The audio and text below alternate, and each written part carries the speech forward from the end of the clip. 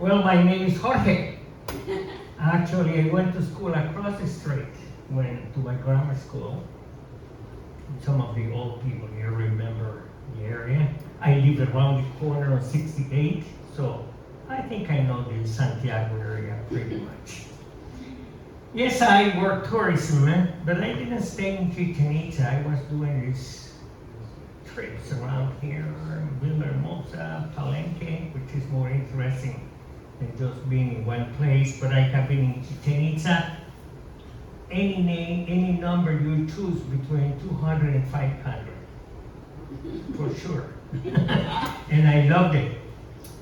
Last week was quite a different week, because a tourist, a Mexican tourist, dared to climb the pyramid of Chichén Itzá. Have you read about it on the news? Yes. Of course, everybody has. Poor thing, she was put in jail. She was fined 5,000 pesos before she could leave the jail. And the day after, Ina, we all have good memories of Ina, don't we? No. Ina said that they could fine her as much as 150,000 pesos if they notice a scratch while she climbed the pyramid, which I think is crazy.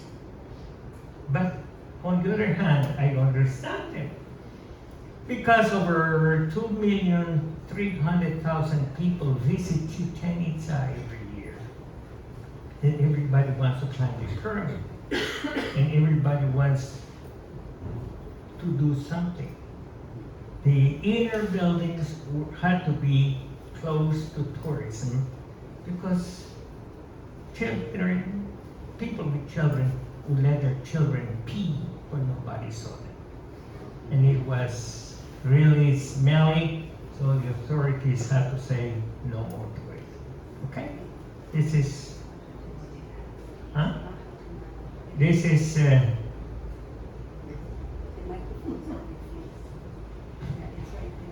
okay. So that's it, that's how. But in Yucatan, in Chichén Itzá particularly, we have many beautiful archeological finds that,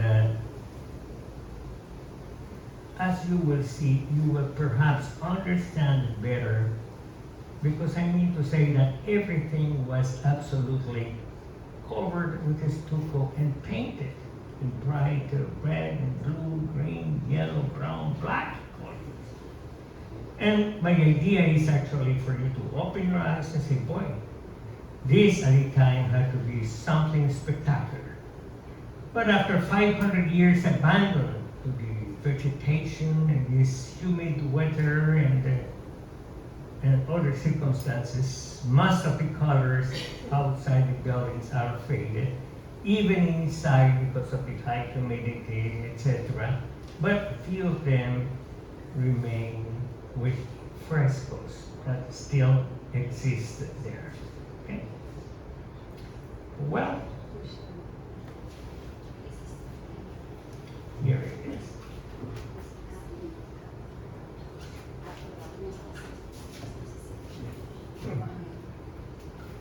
Well, so this is what we can see in Chichén Itzá.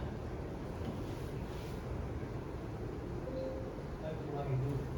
What do I do? I have trouble. Okay, you do it there, and I pay attention. Which one?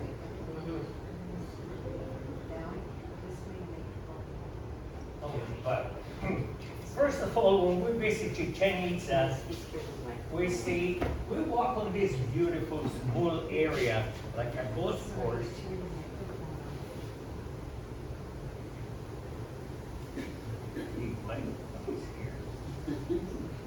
Okay, yeah. And everything is, the whole thing, we walk in Chichén Itzá around here is on top of an artificial platform. It's raised, and it was perfectly aligned, and buried inside this huge area exist previous buildings and terraces.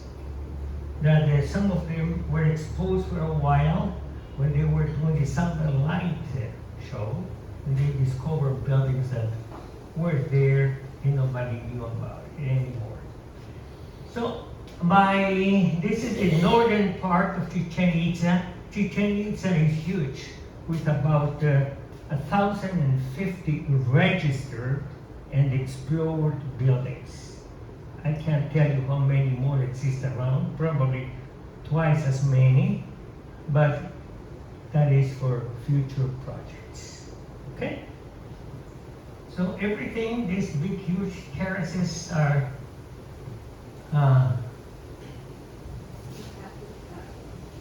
here.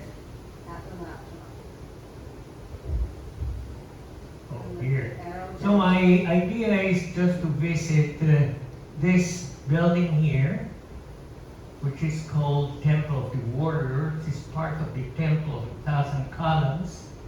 Then the second one we will see is El Castillo, and the third one is the Great Ball Court of Chichén Itzá. Okay? The Great Ball Court is only one of 15 ball courts that exist in Chichén Itzá, and over 2,500 of these kind of buildings exist in Mesoamerica: Mexico, Guatemala, Belize, Honduras, El Salvador. So it's a very popular building. So this first building of the 1,000 columns,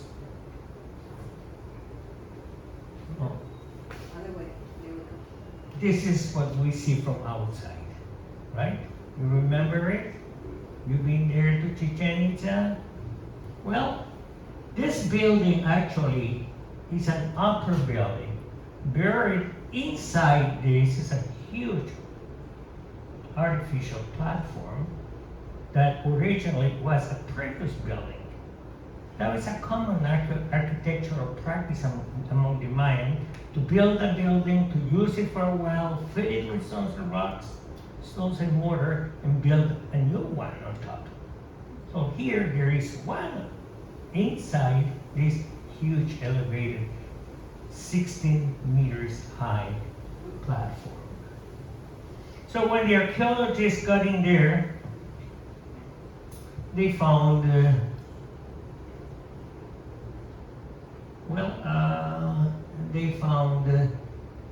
the outside building is decorated with a chacmol. 14 chacmols were found in this big terrace.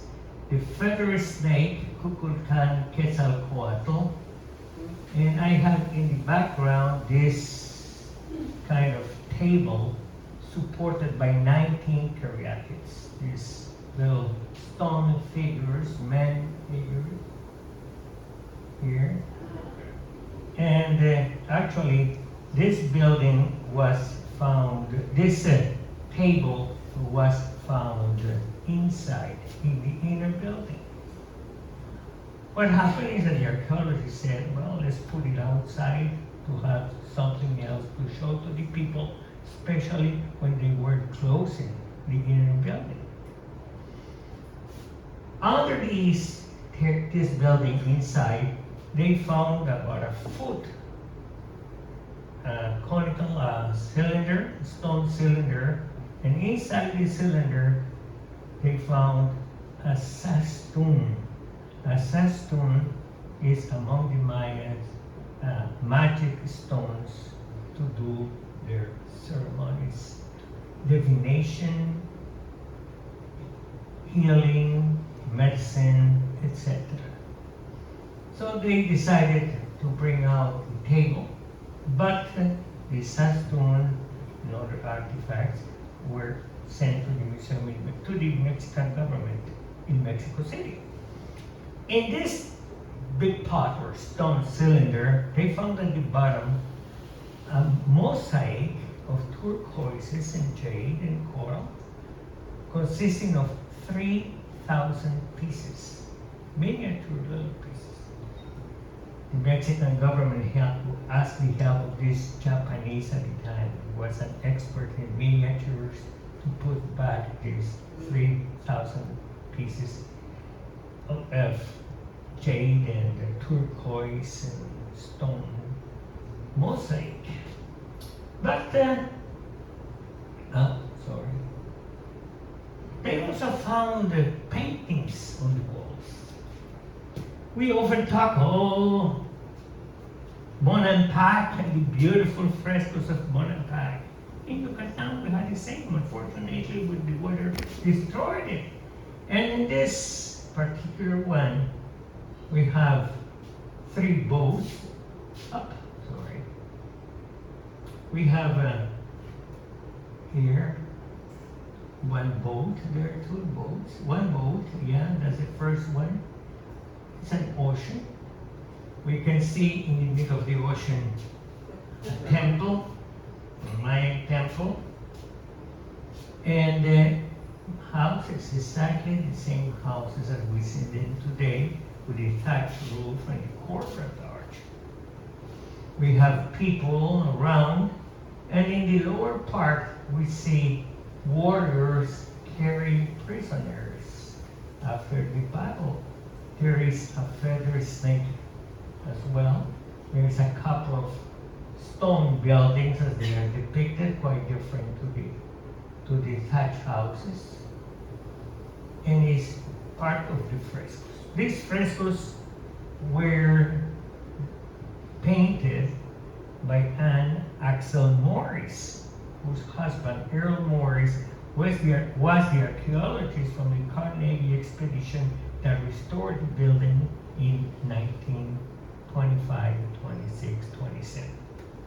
It was a tremendous job, especially the outside was simple. We saw just the feather snake and the chacmol columns and masks, but they had to empty the inner structure, keeping what was outside in place, build new steel columns and concrete columns to support what we still see today. So there is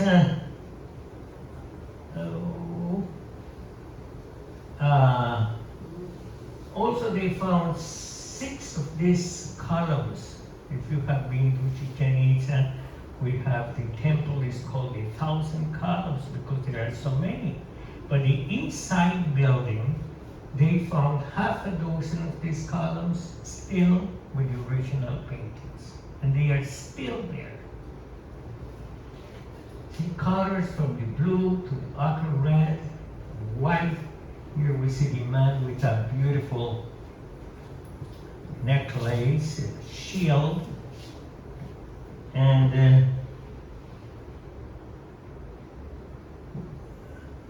here we have another one. This one is looking in this direction, the other one is looking this way, has the same basic colors, but he's carrying 2 spears, if you see it. Spears, see? And the shield as well, the headdress, here is the ear, ornaments, etc. So 6 of these painted with original colors remain inside and were visited for many years. So they also found another chacmol inside.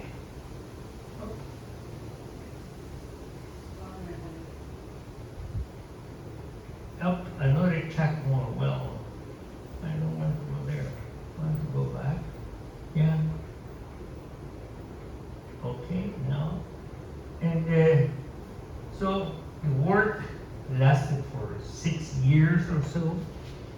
The local people, local laborers, the archaeologists directed by Silvanus Morley, who was the head of the Carnegie expedition, and about 20 more archaeologists that not only worked in the Yucatan, but the expedition worked much in Guatemala, Honduras, Chiapas, practically all over the Mayan area.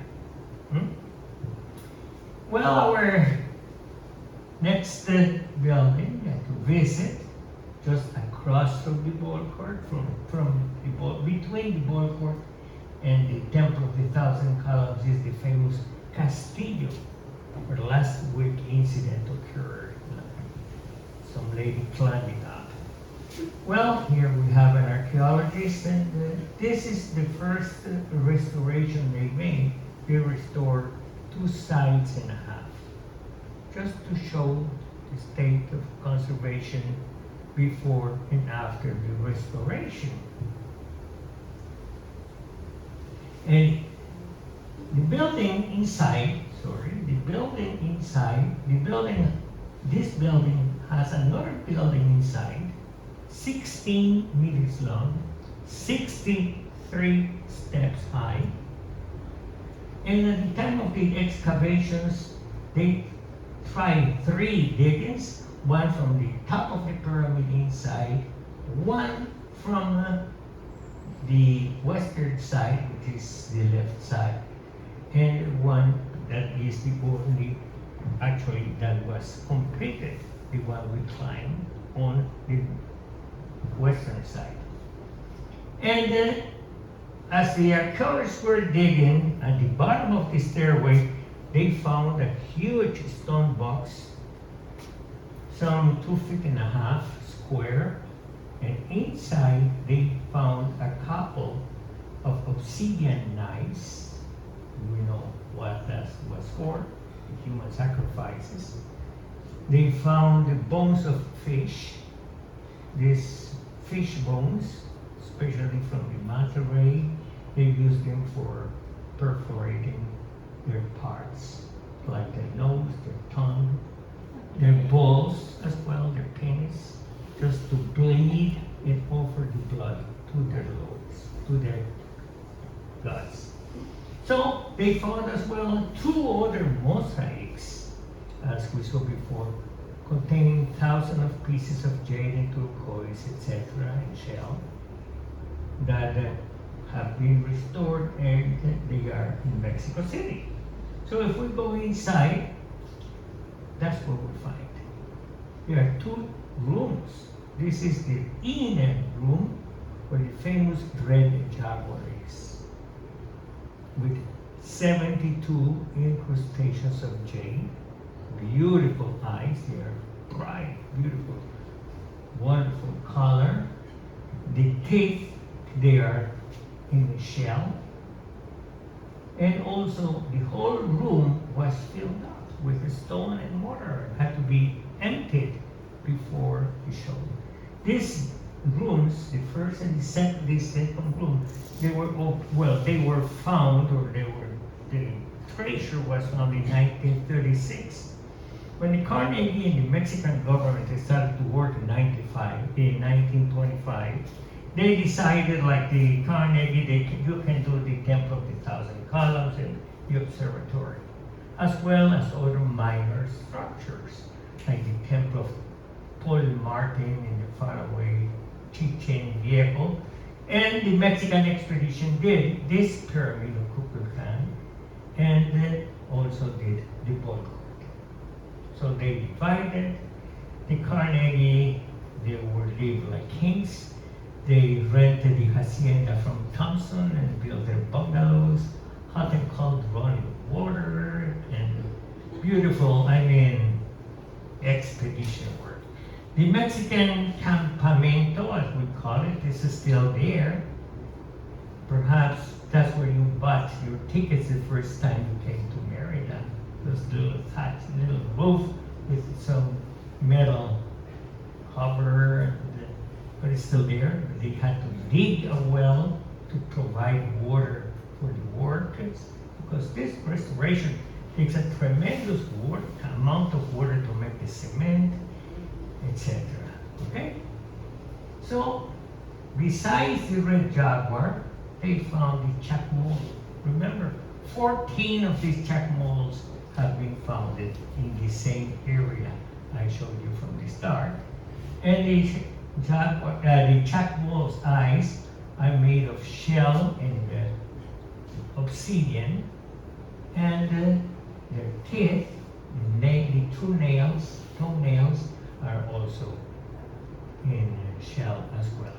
This is the one found inside the pyramid, and notice just behind it, the red jaguar. Hmm? So everything was covered, everything was full, was a massive thing. This building is very beautiful. Unfortunately, unfortunately, this building had on the very top great keys, like the sculptures, like a crown sitting on top of the building. And the last one of these great keys was destroyed by lightning about some 30 years ago. That can give you an idea of how beautiful it was. This kind of, it added a lot to this perspective of having this decoration sitting on the top of it.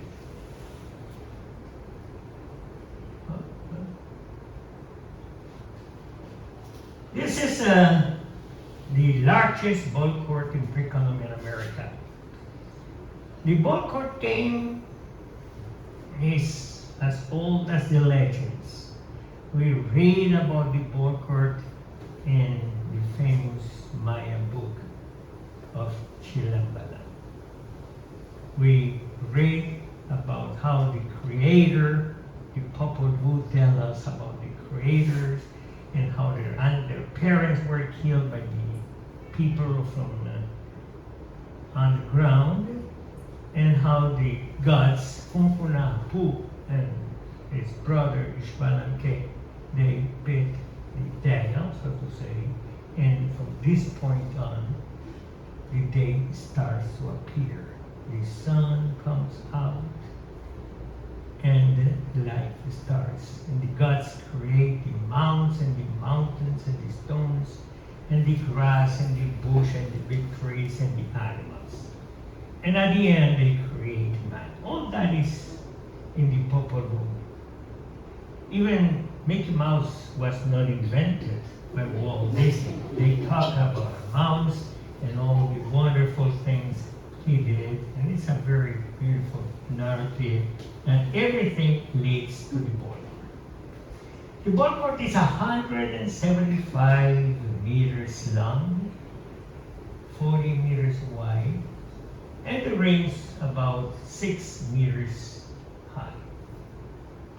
And we have there the bas-relief of so many things, like the players, we see them beautifully dressed with long feathers and dressed for the ball court with a foot protected with a shoe, a knee protected, arms and shoulders the same to hit the ball with. We know that in all the stories about we have from the colonial times that they play with the hip and legs, but they couldn't hold the ball and throw it. It was a solid, hard, and heavy rubber ball, probably chiclet or another resin from the area. And some of them have been found, especially in Veracruz. In the case of Chichén Itzá, none of them has been found, unfortunately. Perhaps there are a few of them inside the cenote still there, but we don't know. But I want only to make reference what we don't see, because to the archaeologists and people in tourism, this complex is completed by 5 different buildings. The ball court is the one, the temple there, number 2, which is the temple of the north, the temple of the south, and here we see always when we go to Chichén Itzá, on the side we see this kind of pyramid, very beautifully decorated. So there are 5 different buildings. It would be too long to really try to talk about everything. This is the upper building. And look, as the pyramid up.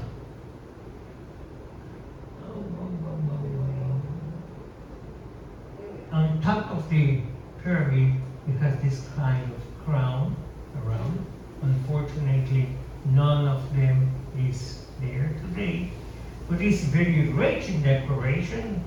As we see on the facade, there are intertwining snakes. There are jaguars and shields. There is the feather snakes. And there are also these low reliefs on stone of these people that ruled Chichén Itzá. Also, we have inside another chamber with another ceremonial platform or table, or probably that is a throne for the high priest to sit on, because in many paintings we see on the vases and the ceramics in general, we find that he's always sitting elevated. His rank immediately shows. So we can go in and we see that we go through this door, we will see there is a wooden lintel still in place. And as we go inside, we find more of this bas-relief. It was a surprise because Chichén Itzá, 40, 50 years ago, we said, is the capital of its size. And I would say it was the capital of its size for a time, because by the time the ball court was built, the whole complex here, they were the cocomes from Mayapan that they were acting ruling the city. And we have there, every one of them carries a name. And it is a sculpture, a figure that they have above their heads, like this one here is a symbol of the star. Next to him, let me get closer. This is a symbol of it's a piece of leather. It's a symbol of the family. And here we have the snake, and here we have the spear head. We have found in this Maya book 64 of these cocomes names and their meaning, and all of them correspond. This is just before we go into the main chamber. So Chichén Itzá, we know from other hieroglyphics that have been read now, that Chichén Itzá was practically ruled by the cocomes from the 8th century on. According to some archaeologists, the ball court was dedicated to the gods the 18th of November, 864. And it's inscription somewhere else that they don't tell you, but they are very well known archaeologists, very well read. The head of this group was famous Linda Shell, that George McClellan used to know as a client. So we're talking of architecture from the 9th century. That's been standing there for a good 10 years. Here is one of the frescoes. I mean to have this one because you can see in detail there are houses here with people, warriors here, and some of the warriors, the leaders, they are surrounded by feather snakes like this one here, the one there. And this one in particular had to be the big one, the big jefe, the big chief, because he is surrounded by the solar disc, which is the biggest emblem among the people from central Mexico. All these people that came to Chichén Itzá from the north, they were probably from Teotihuacan. Teotihuacan was at the moment the most important and the largest city in all the continent. They estimate the population at over 1 million people, and they had some 1,000 years of splendor. And we know because there are scriptures about it that they went and conquered Guatemala in 473, for instance. They came here, they came to Honduras, they helped Tikal to overcome Calakmul after 4 times they had been beaten by the people from Calakmul and so on. So we know there is literature. There is no more that we don't know anything about the Mayas. No. Most of it can be read. Well, here we have the frescoes as they are today. Are they beautiful? Full color? It's inside. This is inside in the second room. Remember at the entrance there was the shrine or seat for the king, but this still remains. At the time, the whole wall, all around, was painted. Now there is much deterioration, and basically it's the same concept. It is the war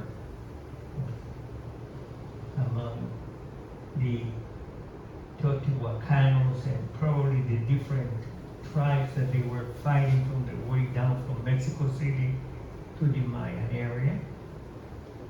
And the same concept there. The houses on the upper part and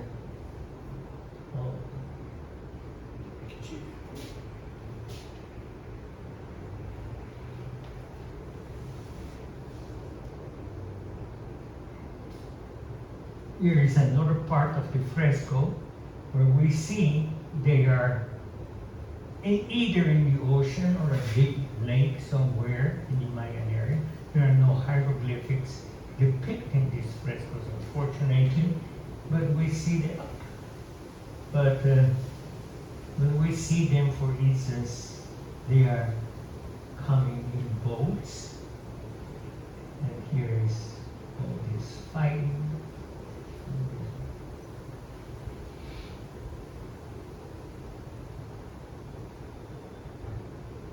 This is the drawing on the original wooden beam that divided the first and the second chambers. Another, or a couple of them like this exist on top of the pyramid of Kukulkan, also in wood, also in carvings, and of course now no access. On this, these are the 3 sides that we see, because it is still up in place, and on all of them we see the solar disk, which should have been the main leader of the invading Teotihuacanos, and he is sitting there, and in every one of these, so with feathery snakes. This is sapote wood, or the wood from the chewing gum, which is a hard wood. And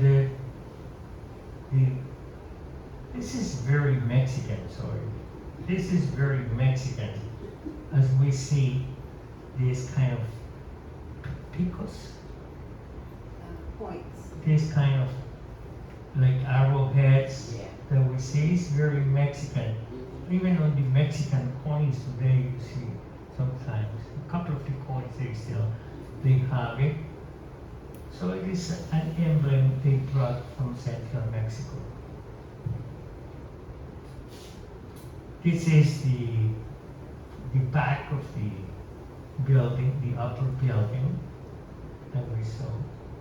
And the one here in the bottom is the lower building of the Old Court Towers.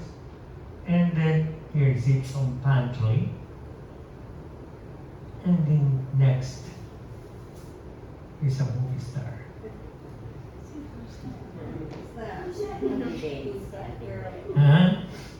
That's Joanna standing behind Chadwick. I put show this picture as well, because now we're not even allowed to walk into this chamber. But the whole room is entirely covered with carvings, with symbols like human sacrifices Here is also a couple of pictures of drawings, carvings of this Central Mexican goddess that wears a skirt of the snakes. There's a couple of them here. And then many more offerings as well. And this is the end of the show.